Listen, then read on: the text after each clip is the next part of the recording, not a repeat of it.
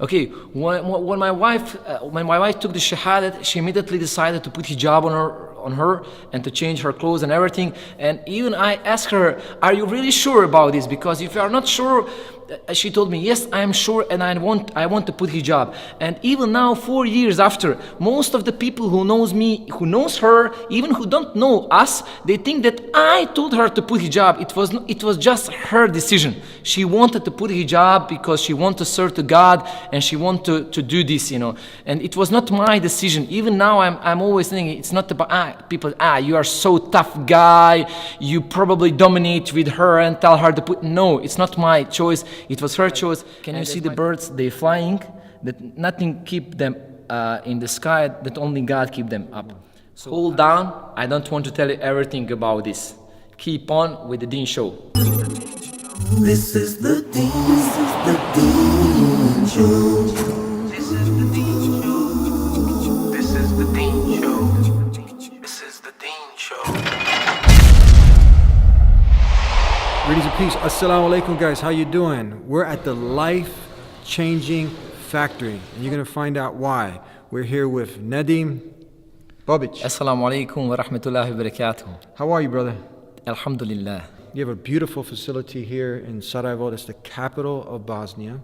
And he started with that greeting of peace. Peace be with you.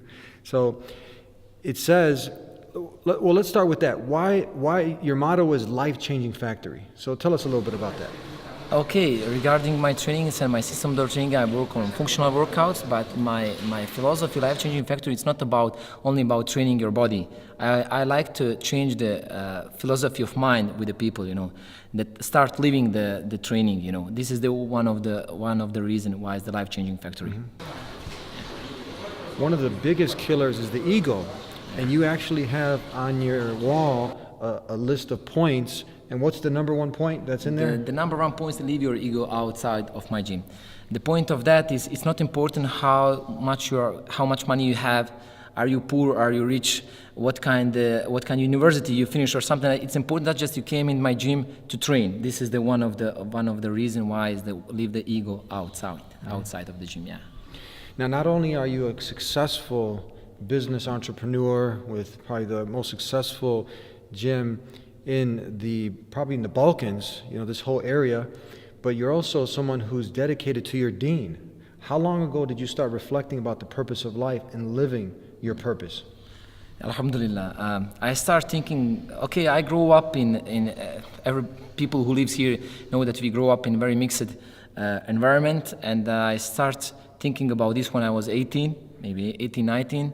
And I'm practicing Alhamdulillah, the Salah and everything already probably 20 years. I'm 38 years old, and you can get, I will say, out of the road, but you have to always come back to your God, to Allah, and everything will be good. Because, and some other things that I always using, it's, can I say some ayah? Yes, absolutely, yes. We'd love to, I like Surah Mulk.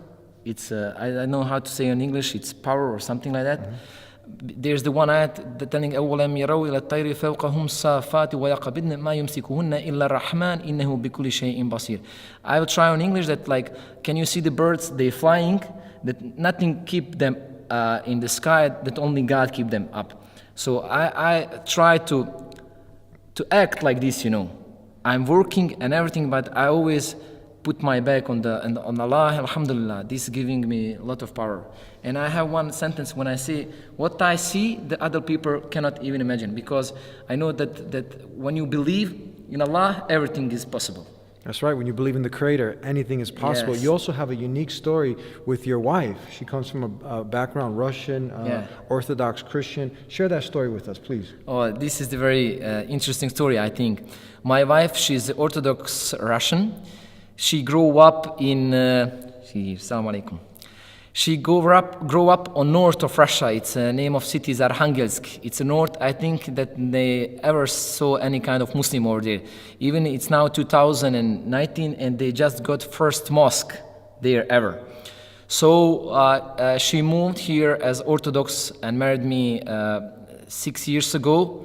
And the first 2 years of marriage, she was always asking me some question about Islam. And I was giving her some answers, and she tried to have.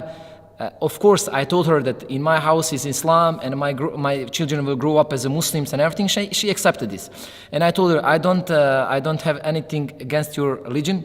Like I in Quran, lakum dinukum waliyadin, your religion to you, my religion to me. But day by day, she was listening some lectures, giving me some questions. And one time, after 2 years, she asked me, can she go to visit her mother in Arkhangelsk in Russia? And of course, she went over there. After 1 month, she came back and she told me, I want to convert to Islam, I want to take Shahada. The point is that when I asked her, of course,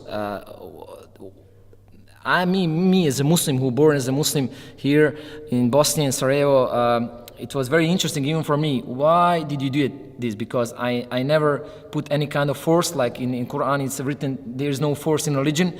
I never put, she told me everything is clear because you have answers for every question. In Orthodox, I could not find the answer for everything.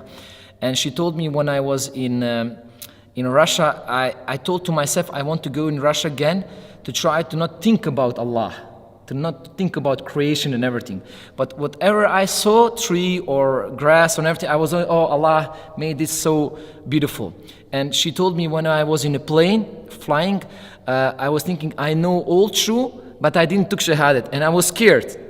So she came here, and Alhamdulillah, she took Shahadat. It was Ramadan, and by now, Alhamdulillah, she is praying 5 times per day. She is, Alhamdulillah, on good way. Together we are here. That's one of the things when a human being is reflecting, pondering, and they want to know the truth, that is the first thing that one has to decide. Are they going to be just seeking the worldly pleasures? But she was a thinking woman, and she started to think, and Islam provides all the rational, logical evidences that it is indeed from the creator of the heavens and the earth. There is one myth that we are already a couple in here because she's a woman, and one of the myths out there is that Islam oppresses, subjugates women. It was on her free choice. She was a thinking woman. Yes. So she, again, this is an intellectual decision she made. She looked at the evidences. Everything's clear. The worship of the creator, not the creation, the Quran, putting it to the test. And then from there, we cleared one myth, that there's more women actually coming to Islam. Now the third thing is, here, especially in this region, we see that a lot of people, even from the Serbian Croatian background, they're coming to Islam. But many people think, like, how can you be Muslim if you're Serbian? How could you be Muslim in Croatian? Let's dispel that myth now. I will be honest with you, I think that is not only for Muslim in Bosnia and this area. I think there are people who born in Islam. I'm saying like from the parents who are Muslims. They always thinking that Islam is their private thing, you know, that nobody can be Muslim if he's not born in Islam, if he's not born by Muslim parents. And the point is, when it was happened even similar with my wife, when she converted to Islam, Alhamdulillah, and when she put hijab and everything, everybody was thinking he forced her on this. And honestly, it was a true lie. I didn't want any time to argument about this, because the God knows the best. And the point is that Islam is for all people, all kind. So it's not a private thing. If God wants to give you on right way, He will give you. If want to left you on the bad way, He will left you. So the Islam is like this. So if you want to come in Islam and Creator want to put you on the right way, He will put it. He will put you. Beautiful. So we covered some gems here. Islam unifying Croatians, Serbians, Bosnians, Russians, anyone who wants to submit their will to the Creator of the heavens and earth, live a purposeful life.